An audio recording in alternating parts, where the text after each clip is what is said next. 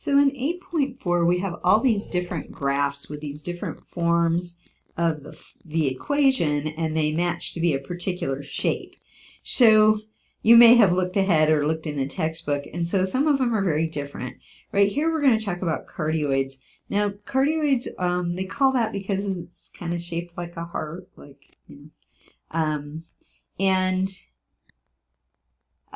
they're part of the group of limosons, which is French, and I did not take French, so anyway, it's part of that group. So you're going to see very similar patterns here on these forms for the limosons that we work with. And the difference in them is the relationship between A and B, okay? So if you notice right here, it says, in this case, A and B are both greater than 0, meaning they're both positive, and A over B equals 1. So that means A is the same thing as B to get the cardioids, okay? So I'm going to go through and do this by hand. I'm going to do the next one by hand, and then we're going to go to a graphing utility to show you how that works. There's not a lot of homework for 8.4, but that's okay. I just want you to be aware of these different graphs and how to recognize the forms. Okay, so that's really where the trick comes in. But I'm going to go through the graphing procedure, kind of the techniques that we use for if we had to do one by hand. Okay, so we look at this and we say, oh, look, A is the same thing as B, and so it's falling into this form right here for a cardioid. Okay. Now, what we're going to do is check for symmetry. So that's usually I would say the first thing to do is check the form to see what form it's in. Is it in the form of a circle, a cardioid, a limoson? We'll have some other ones too. We haven't talked about those yet. So check the form and identify it, you know, what it is. Then check symmetry. And this is just kind of the general rule to follow when you're graphing them by hand. Okay, so we know if we put in, let's see, well, we can do all the symmetries. So in this case, if we had negative r equals 2 plus 2 cosine negative theta, this part right here, because cosine is even, that's just going to be the same. But the left is not going to be the same. So no, this isn't going to be the same thing. If we put r equals 2 plus 2 cosine negative theta, where we're just putting in the negative theta, that's going to work. So yes, this one works. So that means it's symmetric with respect to the polar axis. And you can imagine if you tried the other one, that wouldn't work either. So negative r equals 2 plus 2 cosine theta. And so no, it's not symmetric about the pole. Okay, so check for symmetry. That kind of gives you a guide. Now what I'm going to do is I'm going to look for zeros. So the next thing to do is look for zeros. So we're kind of saying, well, when would this, you know, equal 0? So I'm going to scroll up. So I'm going to say 2 plus 2 cosine theta equals 0, or cosine theta equals negative 1, right? Okay, so, you know, you subtract the 2 and divide by 2. We know when that happens. So I'm going to make like a little table of values here. I notice in the book they don't, you know, I'll be consistent. They don't do a vertical table of values. They do a horizontal one, and that's fine. I'm going to put r theta because that's the way we list the ordered pair in polar coordinates. But really, I'm interested in my thetas. Okay, so when does the cosine equal negative 1? Well, so we're saying r is negative 1, and that occurs at pi, right? And then every time we go around the circle and we hit pi, that's going to happen. Now, we're just going to kind of look at sum of the points. Okay, now what if we put in, we wanted the maximum. Okay, so step 4, look for the maximum. Well, the maximum is going to occur when cosine theta is 1, and that's going to happen at theta equaling 0, okay? All right, so when theta equals 0, you get r equals 2 plus 2 cosine 0, and then that's going to be 2 plus 2, which is 4.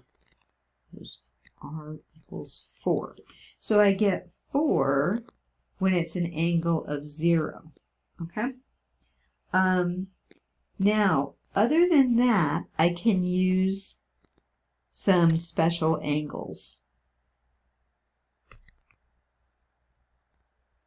Okay, so let's think about pi over 4.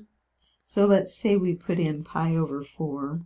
R equals 2 plus 2 cosine pi over 4. Okay, we know the cosine of pi over 4. And those 2's cancel, so we get 2 plus the square root of 2. We're going to need a decimal approximation for that. So let me pull out my calculator. 2 plus the square root of 2. And I get that it's about 3.4.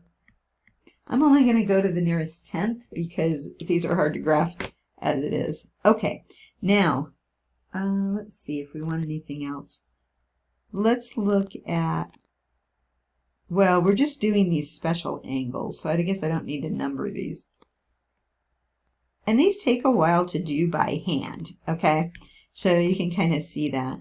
So I'm going to think about when theta is pi over 2, because I know something special happens at pi over 2.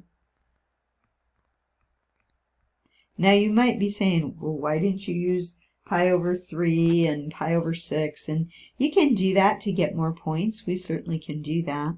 The cosine of pi over 2 is 0, so that's just going to be 2. Now let me see if I have these written in my table of values. I don't. Okay, so when did we get 3.4? 3.4 was at pi over 4.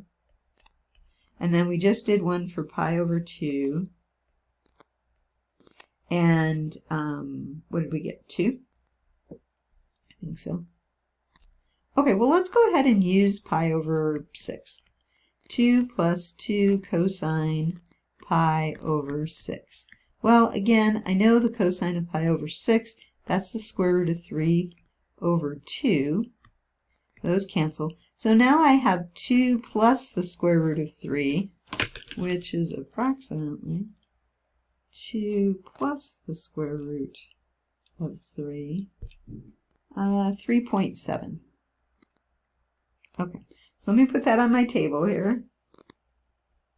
That was pi over 6, and that was 3.7.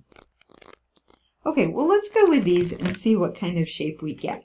Now, you might say, well, why do we do all that work with the symmetry? Remember, it's symmetric with respect to the polar axis. So the polar axis, let me draw that in and do it in green. There's my polar axis. And now let's graph these points that we have. So -1 pi. So I'm going to rotate pi, but then I have to go -1, so it puts the point right there. Okay? So I might have to think about that for a minute. Then I have the point 4, 0. So I'm rotating 0, so I'm just counting out 4. 1, 2, 3, 4. Oh, you know what? I might have counted wrong. 1, 2, 3. Yep. You're like, oh no, she counted wrong. I do like having that polar axis in there, but maybe it's just in the way. Okay, so 1, 2, 3, 4. Right, there's a point. Now, I'm not going to use symmetry because those are on the polar axis, so there's no reflecting in that case. All right, now let's look at pi over 4. So pi over 4 is going to rotate like right to that, and I'm going out 3.4. So 1, 2, 3, and a little bit. every time. So 1, 2, 3, and a little bit. Kind of there. Now, there's a point then that reflects about the polar axis, which is going to be down here. What happened to the other one? Okay. 1, 2, 3. It's like right there. Okay, so you can barely see my dots probably. All right, now we're to here. So we got 2 points because of the reflection. So I want to go pi over 2. Pi over 2 is going to be to that point, and I'm going to go out 2.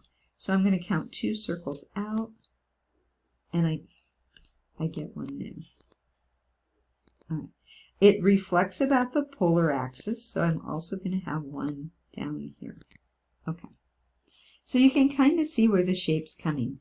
Now let's look at this one, pi over 6, which is going to be rotated to this line right there, and I'm going to go out 3.7. So 1, 2, 3, like maybe there, and then I'd have another one like there. Now you could do this like all day, right? You know, coming up with these ordered pairs, but we're not going to. We're just going to try to draw it in. And that's probably the best by hand that I'm going to be able to do.